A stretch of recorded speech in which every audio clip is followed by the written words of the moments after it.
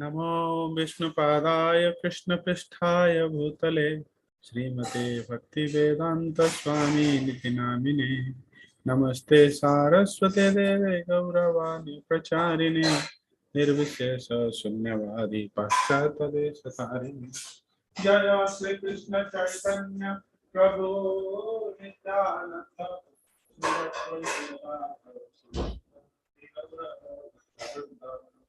Hare Krishna Krishna Krishna Hare Hare Hare Ram Ram Ram Hare Hare Hare Krishna.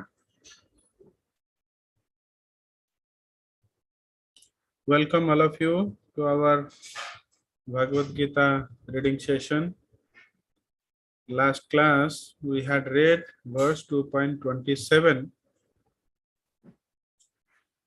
We discussed the purport, and today we will read verse number 2.28. What all happening here today in verse 28 that we will talk, will specifically talk this verse is going to talk about the bodily designation of the soul. So what do we mean by this? Basically soul takes a body and then at the time of the death leaves the body. So the body basically comes into existence in between. Before it was not there, and after death it is also not going to be there. Means before birth it was not there, and after death it is not going to be there. So actually, let's do a quick recap. Means in this set of 20 verses, from verse 2.11 to 2.30, Krishna is giving Arjuna the knowledge about soul and body, the knowledge about the eternal and temporary, the eternality of the soul and temporary existence of the body. The essential conclusion that will come from this section is the soul is ever alive, the body is never alive. Soul is eternal, body is temporary. Soul is imperishable, body is perishable. No matter what we can do, we cannot save this body. It is destined to be dead after some point in time. So the time factor basically brings change into the body. It goes from it undergoes 6 type of transformation, whereas the soul is not. The soul in this body basically witnessing various changes in this body, starting from the childhood to youthhood to old age, and then at the time of the death it will go to another body. So basically, the point is that if we know the eternality aspects of the soul and the temporary nature of the body, we will not unnecessarily. So Krishna is telling, oh Arjuna, please do not unnecessarily lament for the bodily conceptions.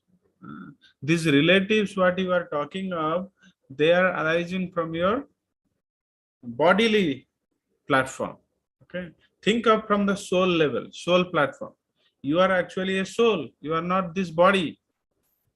So the soul has come to this world with some consciousness, and that consciousness is going to be evolved, and at the very evolved stage the soul will get to know his proper identity, and he will not at all engaged in this bodily activities. He will only be situated in the soul's platform, soul's activity. So what will be the soul's activity? Soul's activity is to render devotional service to Krishna, because the origin is Krishna. So when he will get to know the original nature of himself, then only very spontaneously he will be engaged in the devotional service. So how this transformation will happen? The transformation of the soul or the evolution of the soul will happen through this body. That's the reason Krishna has awarded this body to all the jivas. So starting from the aquatics to amphibians to animals and are finally a evolved human being. The soul is in its journey. So in each body, the progression is happening. So human body is the most evolved body. And in this body, it is very essential to, this is a tremendous facility to inquire about the spirituality. Otherwise, in other bodies, it is not easy. It is difficult. So, in this body only, the soul will get a chance to evolve its consciousness. How? By doing the prescribed duty. Through doing the prescribed duty, so that means to walk in the path of dharma, what is ought to be done, by doing those prescribed duties, the soul will elevate in its consciousness. And then keeping the vows and performing the austerities, engaged in charity. So all these things. So basically, these are performed by a karma yogi. And then at last, when soul's consciousness will be coming to a evolved state, then it will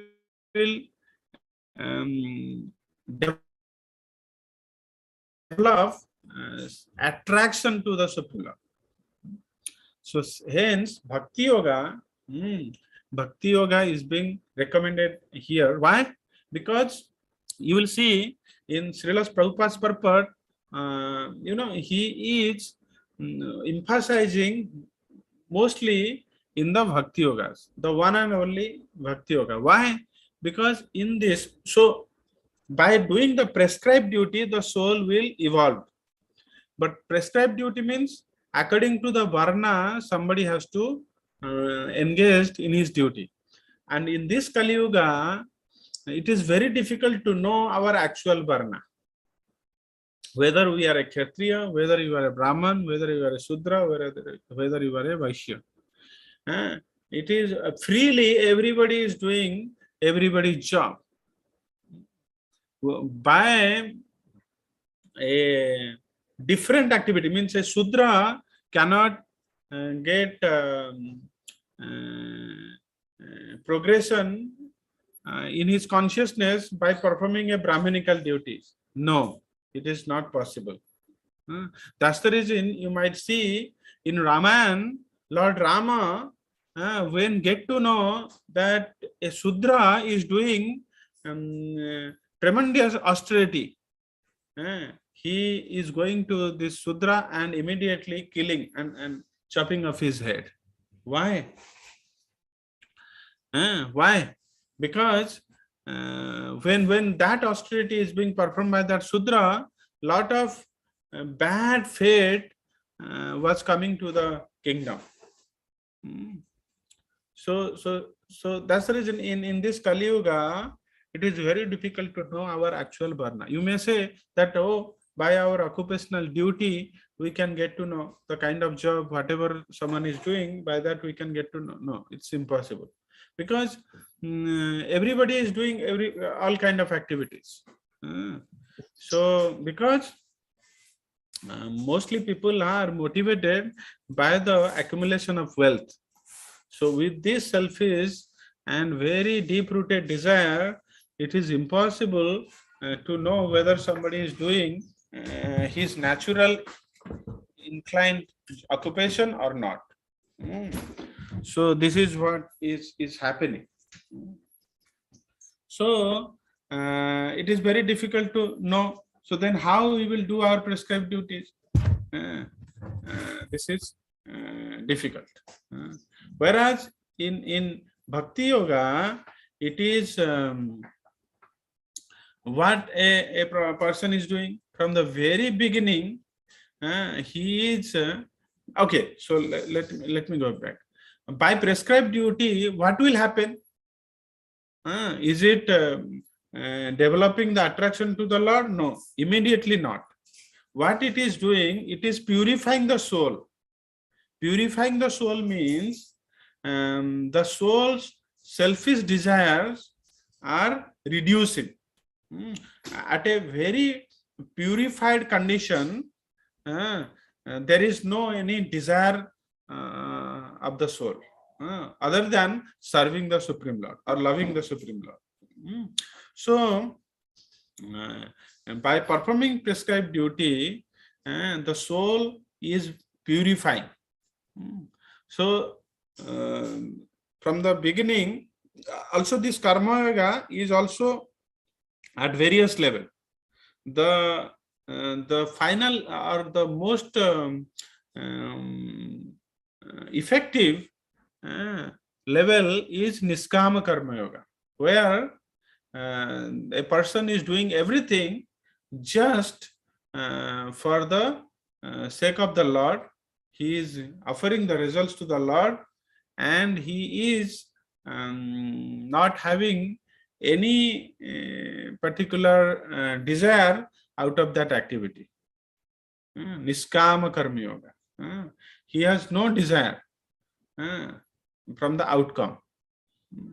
He is just doing the work for purification of the soul. So that is the Niskama Karma Yoga. So a Karma Yogi at his evolved stage, he can go to, he can reach to Niskama Karma Yoga. And then what will happen? The maturity, at the maturity of Niskama Karma Yoga, his heart will be completely purified. So then he will develop attraction to the Supreme Lord. So he may get into a path of Jnana Yoga, where he can, meditate on the Supreme Lord in the form of Atman, in the form of Brahman. So he will meditate on the self through reading various scriptures, Upanishads, and all. Or that Niskama Karma Yogi can get into a path of Ashtanga Yogi, where he will meditate on the super soul, who is residing in his heart. Or if that Niskama Karma Yogi is very fortunate enough, he will come in contact with a bhakta, a devotee. If he will come into contact with a devotee, he will take up into the process of Bhakti Yoga, where he will be engaged in this 9 devotional services, Navada Bhakti. What? Na Kirtanam, Smaranam, Kirtanam. First is that what?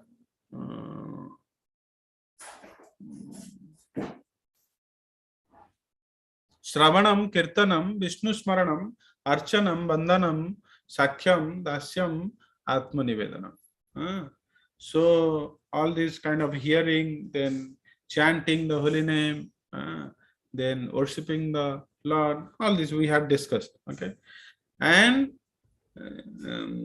ultimately he will get perfection in his life by going back to Godhead. So you see, ultimately that is the end. And a Jnana Yogi also, by studying the scriptures and developing his knowledge, he will at last develop the love towards the Lord. Okay. So you see, the end is, and this Jnana Yogi is basically is motivated by the impersonal aspect of the Lord, because he is always meditating upon the soul only. So he considers himself is almost at the same equal level with the Supreme Lord. So at last he will get the Brahmajyoti. He will not go to the personal form of the Lord. He will not go to the holy dham. He will not enter into the spiritual planet of the Lord, where there is a opportunity to serve the Lord. No. So this is not possible by a Jnana Yogi. But a bhakti, by performing bhakti yoga, a devotee, because he is meditating and he is performing, he is directly basically appreciating the personal form of the Lord, and he will enter into the spiritual planet where he will be engaged in devotional service with the Lord. And that is the highest perfection. So if the end is bhakti yoga, why not from the beginning perform bhakti yoga? Because in this Kali Yuga, to perform karma yoga is almost impossible. You might see in various seminars or corporate lectures where they try to infuse the spirituality, and they try to propagate karma yoga in the corporate world. But actually speaking, it's very difficult to perform karma yoga in this Kali Yuga. So, and by the scripture, it says, if someone is Brahmana and he is performing a Sudra's activity, then he is accumulating sin.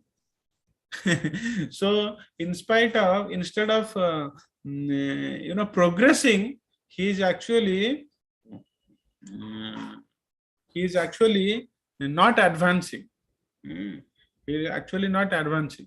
So then you may ask that, oh, in Bhakti Yoga, we are also going to office, we are also earning money. Okay, this is not okay. What do you mean by Karma Yoga and Bhakti Yoga? They will appear to be similar from outside, but the difference is that if a person has full faith on Krishna and he is aspiring to perform the 9 devotional services, and on that platform he is starting his journey, although he is not fully doing it how it is supposed to be done, but still he is practicing pure devotional service. He is practicing Bhakti Yoga. And on that level, he is going to office, and what will be his orientation? He is thinking that, oh, I am going to office, earning some money, and so that I can make my livelihood, I can raise my children, and I can teach them Krishna consciousness philosophy, and I will, protect my body so that I can be engaged in serving the Lord. This is his orientation. Or some part of money I can save and I can donate to the temple, or I can serve the Vaishnavas, or I can do something to spread this Krishna consciousness. So this is his orientation. So although he is appearing to be a karma yogi, but actually he is not. He is performing bhakti yoga. So by this, because of the spiritual touch of the Supreme Lord, this process is faster. This is very effective. So if you read the purport of Srila Prabhupada, in every verse almost he is glorifying bhakti yoga only. In this karma yoga section also he is explaining in bhakti perspective. Why?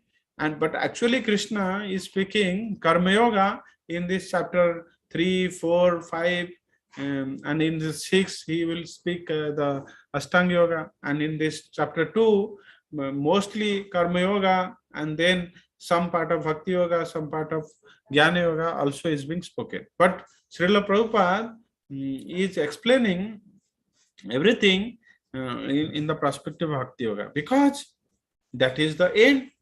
So why not to so what Krishna at the 18th chapter, after explaining everything, when explaining everything, what is the final recommendation of Krishna to Arjuna? Sarva dharman paritejya mamekam saranam braja. Okay, abandon all the activities, surrender to me. So surrender means the bhakti hoga. So what Krishna is giving at end, Srila Prabhupada is giving in each verse, because that is the conclusion. So yeah, so let's come to verse 28. अव्यक्तादीनि भूतानि व्यक्तमध्यानि भारत अव्यक्ता अव्यक्तनिधनानि एव तत्र का परिदेवना. This we have recited last class, so I am not again repeating. So let us go to the synonyms, translation, and then purport. Avyaktadini, in the beginning, unmanifested. Bhutani, all that are created. Vyakta, manifested. Madhyani, in the middle. Bharata, O descendant of Bharata. Avyakta, non-manifested. Nidhanani, when vanquished. Eva, it is all like that. Tatra, therefore, ka, what? Paridevana, lamentation. Translation. All created beings are unmanifest in their beginning, manifest in their interim state, and unmanifest again when annihilated. So, what need is there for lamentation? What is happening here from last few verses? Krishna is explaining the other philosophies. Of course, he do not he do not recognize them, but it's not. It is not his version. He has explained. He has put forward his opinion in the beginning verses. Like he has described various nature of the soul and the process, the transformations, all these things. But now he is telling, because he also recognized some deviant philosophies where exist at that point in time also.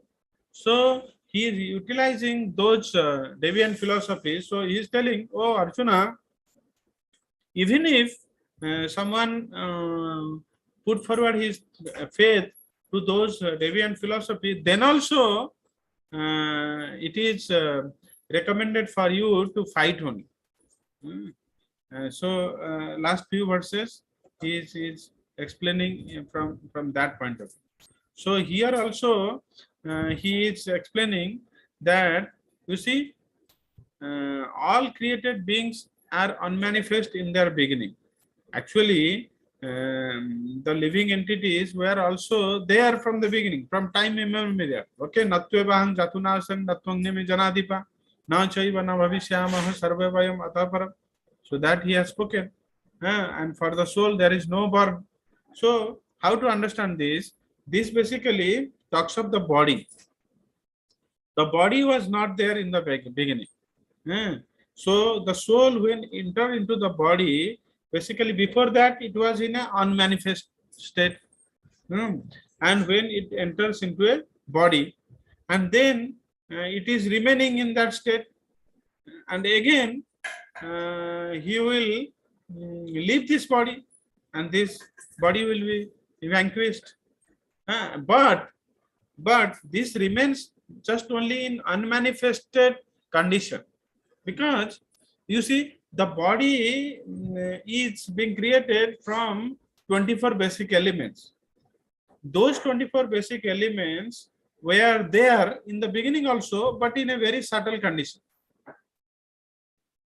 Okay, and after the soul leaves this body, they will decompose into those 24 elements, and these 24 elements will still remain in the subtle condition. Okay, so why to lament? Why to lament? There is no point to lament.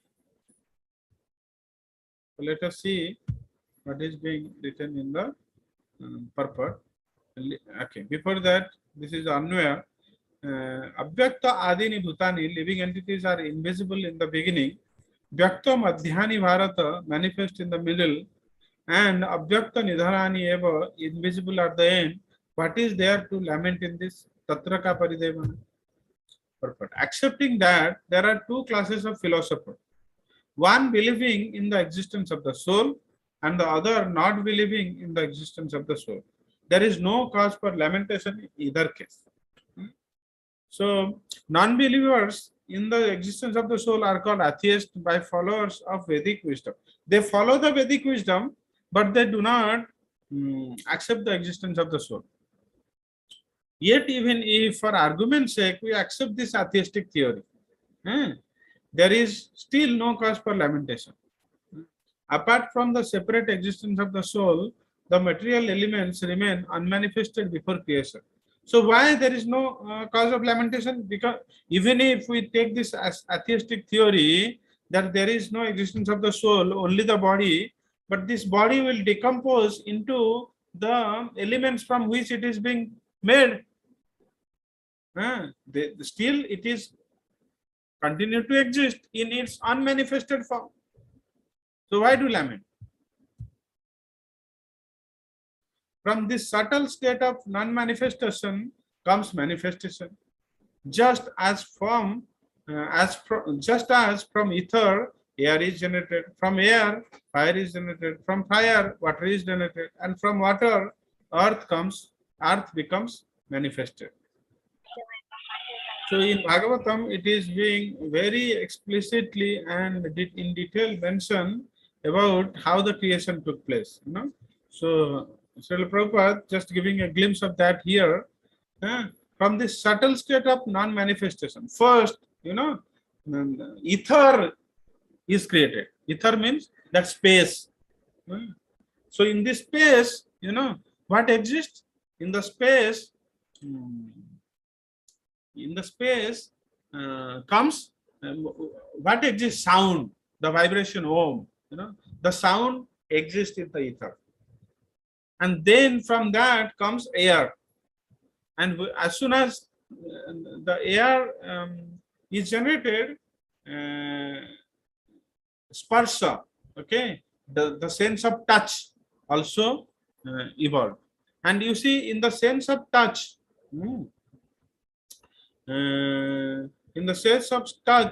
the sound is also enclosed in that. Okay, because air also can make some sound. Okay, can make some noise. It is giving a sense of touch, sparsha, as well as sound.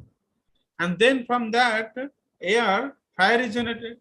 So when fire is generated, what comes? The sense of form, the visualization. Because air you cannot see. You cannot see the air. Similarly, the ether you cannot see. So like in the ether, you cannot get a sense of touch. There is no air, there is no sense of touch. So in ether, only a sense of sound. And in air, a sense of sound as well as a sense of touch. And in fire, you have all three. A sense of sound, sense of touch, and sense of form. And from fire, because we can see the fire. And from fire evolved water. And in this water comes a sense of taste. You can taste the water, whereas you cannot taste the fire, air, or ether. And in water, everything is there. A form is there, a sense of touch is also there. You can, sometimes the water also roar, the sea also roar, they produce sound. And from this water comes earth. In earth, you get gandha, the smell, a sense of smell you can get. Whereas in water, you do not have that. In fire, neither in fire nor in air. Okay. So this is how the evolution taking place. And you see, this body is made up of this Pancha Mahabhuta and some other elements, like all these Gyanendriya, Karmendriya, all put together 24 elements. So those 24 elements were also there in the beginning, unmanifested, and then a body is created, manifest, and again goes into unmanifest. So why to lament? Nothing is not existing actually. So take for example a big skyscraper manifested from the earth. When it is dismantled, the manifestation becomes again unmanifested and remains as atoms in the ultimate stage. The law of conservation of energy remains, but in course of time, things are manifested and unmanifested. That is the difference. So here example is given, a big skyscraper. It is being created from bricks, sands, chips, all these things. But when the skyscraper is dismantled, from which raw material the building is created, they are continue to exist. The law of conservation of energy. So there is no limitation. But actually, it's not an ultimate philosophy. So these are for those people who do not believe the existence of the soul. That um, they only think this is what the body. Okay, and this whenever the body is there, the existence is there. As soon as the annihilation of the body, the existence finishes. So this is for them. Then what cause is there for lamentation either in the stage of manifestation or in unmanifestation? Somehow or other, even in the unmanifested stage, things are not lost.